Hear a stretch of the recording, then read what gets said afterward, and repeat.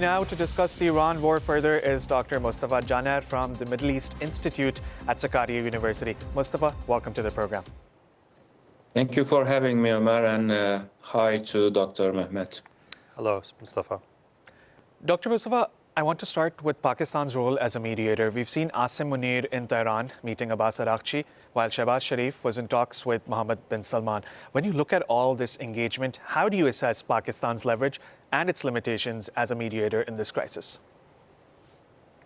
Pakistan is positioning itself as a credible mediator amidst the ongoing war, even though nominally there was a ceasefire.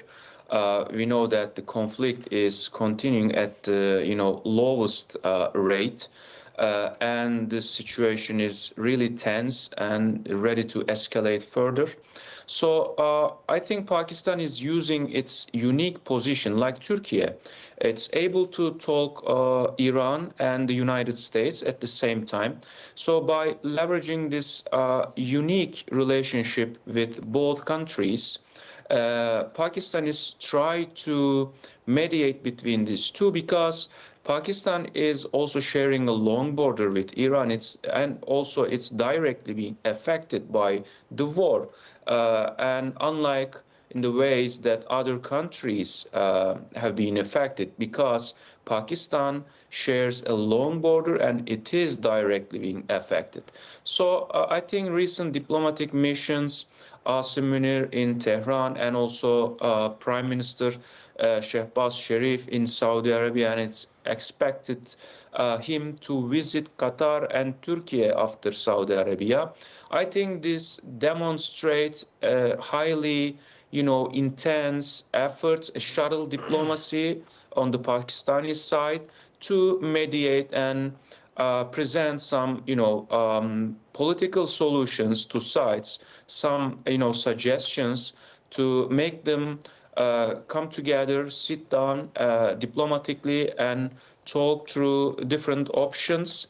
I think it's very, outstanding what Pakistan has been doing, and also Pakistan is part of a broader regional initiative with Türkiye, Saudi Arabia, and Egypt. As you know, these four countries emerged as something like a regional bloc to address regional issues. Since they, of course, they have some minor differences on certain topics, but they also share a common ground, and they have shared political objectives, which they focus on regional stability, security, and also they try to prepare a ground for prosperity, peace, and also economic and political developments. So I think that alignment on shared interests is, I think, what region needs, and also I'd like to acknowledge Pakistan's really positive and constructive role in this regard. Dr. Mustafa, given the latest developments in this region, how are Gulf Arab states reading the situation right now, especially when it comes to the possibility of a renewed US-Iran deal? What kind of outcomes are they hoping for, and what are they most concerned about? As you know, Gulf countries have been directly targeted by Iran's asymmetric warfare. Although unevenly, we see that Tehran is not targeting every country in the Gulf in the same way. So in that regard, the UAE absorbed the heaviest strikes. They got more missile strikes from Iran, and also more drone attacks, unlike other Gulf countries. It is likely because it's one of the symbols of global finance, a safe haven for global financial activities, and also at the same time UAE had signed Abraham Accords and positioned itself a little, closer to Israel. Saudi Arabia faced also attacks on its oil facilities, and also its sovereignty obviously has been violated by Iran. And also Qatar, but these two countries showed restraint and didn't retaliate in the same way that Iran attacked them. I think it's because on the Saudi case, because Türkiye and Pakistan and Egypt suggested Saudi authorities not to retaliate, because in that case it would be a more intense regional warfare. And Saudi Arabia actually avoided that option. And also, I think there had been a tacit agreement between Qatar and Iran, because throughout, the war, Iran's attacks against Qatar decreased gradually. But Bahrain and Kuwait, they also sustained many attacks from Iran, but they had limited options against Iran, so basically they didn't do anything. I think the core concern for all Gulf states is they can't afford Iran emerging from this war as a regional hegemon. Maybe they could afford, the economics aspect, like Iran demands toll from, they want to charge every tanker or ship passing through the Strait of Hormuz. Maybe Gulf countries can afford that.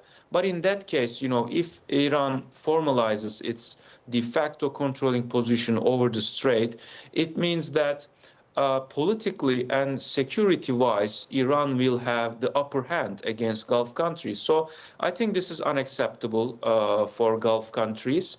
And also in terms of the broader geopolitical equation, many other actors will, object Iran's possible hegemonic position in that sense. But at the same time, Gulf countries are vulnerable because they were dependent on the United States security umbrella. However, the United States was unable to protect them fully against Iran's attacks.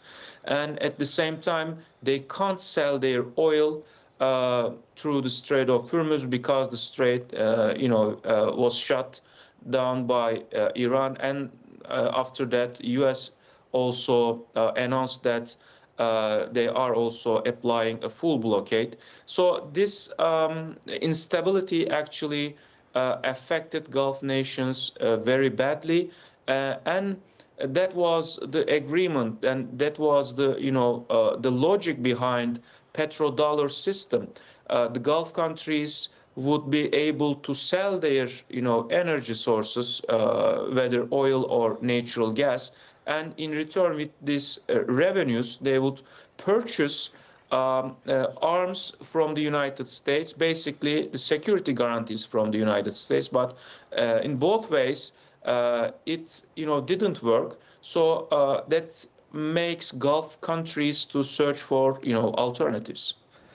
Dr. Mustafa, when we look ahead to the coming weeks, what could be the most realistic pathways to de-escalation? I think we should first identify why diplomatic initiatives didn't work so far. What were the reasons? As you know, last week there were talks in Pakistan, Islamabad, and these talks partially failed. I'm not saying completely, because they didn't shut the door completely to diplomacy, but these talks didn't bear any tangible results or any agreement. So I think the main reason was both sides were deeming themselves as the victorious part. The United States and Iran, they are thinking they are winning. So that's why they presented this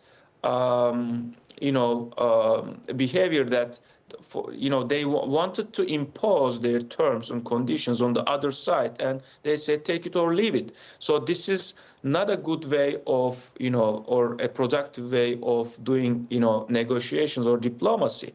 So since both sides are claiming that they are winning the war, they are not ready to compromise to some extent. I think the best way to, settle is the mutual recognition that they are also losing some significant things. Like, we know that the United States is, winning in terms of, military gains, tactical gains. However, strategically, as long as they can't, or don't translate their military gainings to a strategic victory, so that means nothing as long as the gap between political objectives and military objectives, persists. Then the United States is not winning. And on the other side, Iran suffered a lot from this, infrastructure damage. It's both security and civilian infrastructure got, really, I mean, they lost many of their, bases, military bases, factories, bomb, missile factories. Even they lost their steel factories, and their universities also got attacked. So it means Iran is, losing. But at the same time, by, leveraging their strategic position over the Strait of Hormuz, Iran has been able to demand some, concrete things from the other side. So Iran is losing militarily, but they think that they are winning strategically.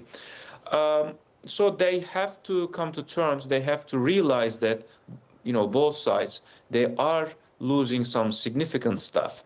And after that, I think they could find a way to settle. But I'm afraid the deal breaker here is Israel, as always, and they are trying to sabotage all these diplomatic efforts. So, if you ask me if I'm optimistic or not about the ongoing, situation, or the talks, have been planned to, realize upcoming days, I'm not very optimistic, unfortunately. But I also know that both sides are really, tired of fighting. I mean, the United States and Iran. So at one point now, and also they are trying to contain the level of conflict. So I think at one point they are going to realize that they have to make a deal, and I hope that it will be, that they will be, they will realize that reality very soon. Dr. Mustafa, just before I let you go, I have one more question for you. You were in Malaysia recently for the Kuala Lumpur-Ankara dialogue organized by the SETA Foundation. Just give us a sense of what was discussed there, and tell us how Türkiye is reinforcing ties with the wider Asia-Pacific region. Yeah, last week in Kuala Lumpur, Malaysia, we participated in discussions and a dialogue forum organized by both SETA Foundation in Türkiye and also ISIS Malaysia Institute for Security and International Studies. It's a very prominent think tank in Malaysia. There we covered bilateral relations, trade, security, cooperation, and at the same time how the Iran-US war affects the region, Middle East, and also Asia Pacific. As you know, starting from South Korea and Japan, United States Pacific allies are also suffering from this war because they are dependent on oil and natural gas from both that area, and also global volatility in the prices of these sources affect these allies of the United States. So, and we have also seen that in Malaysia, some of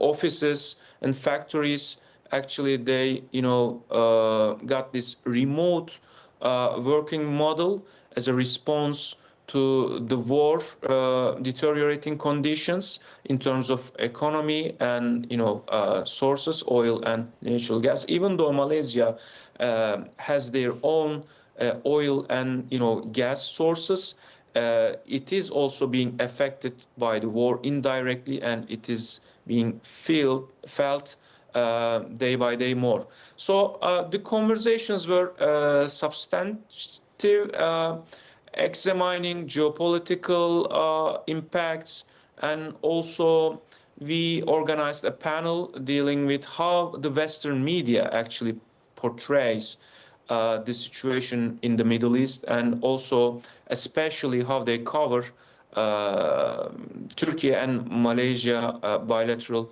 relations. I think Malaysia-Turkey cooperation demonstrates stability amidst the global uncertainty, and both countries are ready to deepen their relations and boost their bilateral ties in all areas. What I saw there was they are very eager to cooperate with Turkey, and likewise we'd like to deepen our relations in all these areas that I just mentioned. I think overall it was very fruitful and productive visit and organization. Dr. Mustafa Caner from Sakarya University, thank you so much for joining us on Turkey's diplomacy. It was a pleasure having you on the program. Thank you. It was my pleasure.